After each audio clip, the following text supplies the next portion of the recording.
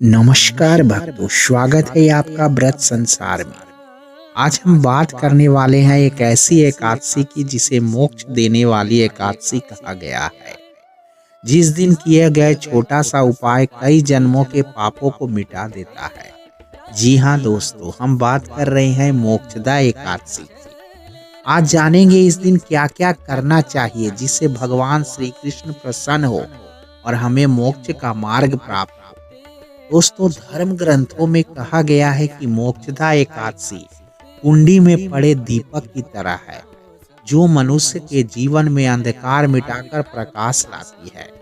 पद्म पुराण में वर्णन है कि इस दिन व्रत करने से मनुष्य के स्वयं ही नहीं बल्कि पूर्वजों के पाप भी नष्ट होते हैं। ये एकादशी मुक्ति का द्वार खोलती है। दोस्तों, एक पौराणिक कथा बहुत ही प्रचलित है इसके बारे में कि एक समय विदर्भ देश के राजा बैखानस बड़े दुखी थे। कारण था कि उनके पिता मृत्यु के बाद नरक में गिर गए थे और अत्यंत कष्ट भोग रहे थे। राजा रोते रोते बद्रीनाथ धाम पहुंचे और भगवान नारायण से बोले, प्रभु मेरे पिता को मुक्ति दिलाइए। भगवान ने कहा, हे राजा, मोक्षदा एकादशी के दिन व्रत रखो, पूजा करो और अपने व्रत का फल अपने पिता को समर्पित करो। तुम्हारे पिता स्वर्ग में स्थान पाएंगे। राजा ने वैसा ही किया और उनके पिता को मोक्ष की प्राप्ति हुई। इस कथा से यह स्पष्ट होता है कि मोक्षदा एकादशी केवल वर्तमान जीवन नहीं, पूर्वजों के उद्धार का भी मार्ग है। तो अब सवाल उठता है कि मोक्षदा एकादशी पर क्या करें कि हमें मोक्ष की प्राप्ति हो। सबसे पहला काम, प्रातः स्नान और संकल्प।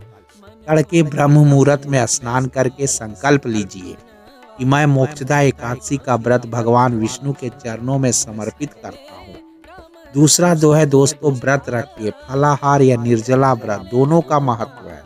इच्छा अनुसार आप मीठा फल, दूध, मखाने ले सकते हैं। दोस्तों, इस दिन पीला कपड़ा पहनिए, तुलसी दल अर्पित करिए और दीपक जलाइए और धूप दीजिए और ओम नमो भगवते वासुदेवाय कम से कम 108 बार यह मंत्र मोक्ष प्रदान करने वाला माना गया है। साथ ही गीता के 18वें अध्याय में से कम 18वां अध्याय मोक्ष संन्यास योग पढ़िए। यह विशेष रूप से मोक्ष देने वाला है। मोक्ष के मार्ग में दान सबसे बड़ा साधन है, इसलिए इस दिन आप कपड़ा, भोजन, घी, अनाज, गौ का दान अवश्य करिए। साथ ही साथ जल में काला तिल, दूध और पुष्प डालकर तर्पण दीजिए। इससे पितरों की शांति और मुक्ति मिलती है। रात में कृष्ण भजन, विष्णु सहस्त्र नाम का पाठ करिए या सरल भक्ति कीर्तन करिए। जागरण से भी व्रत सिद्ध होता है। तो दोस्तों, मोक्ष केवल शरीर छोड़ने का नाम नहीं, मोक्ष मन के भार को हल्का करने का नाम है। मोक्ष तब मिलता है जब मन पवित्र हो, कर्म शुभ हो और हृदय भगवान की शरण में हो।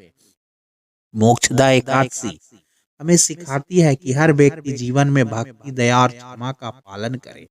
यदि आप भी इस मोक्षदा एकादशी पर पूरी श्रद्धा से व्रत करेंगे तो निश्चित रूप से भगवान वासुदेव आपके जीवन के हर संकट से पार कराएंगे और आपके पूर्वजों को शांति देंगे।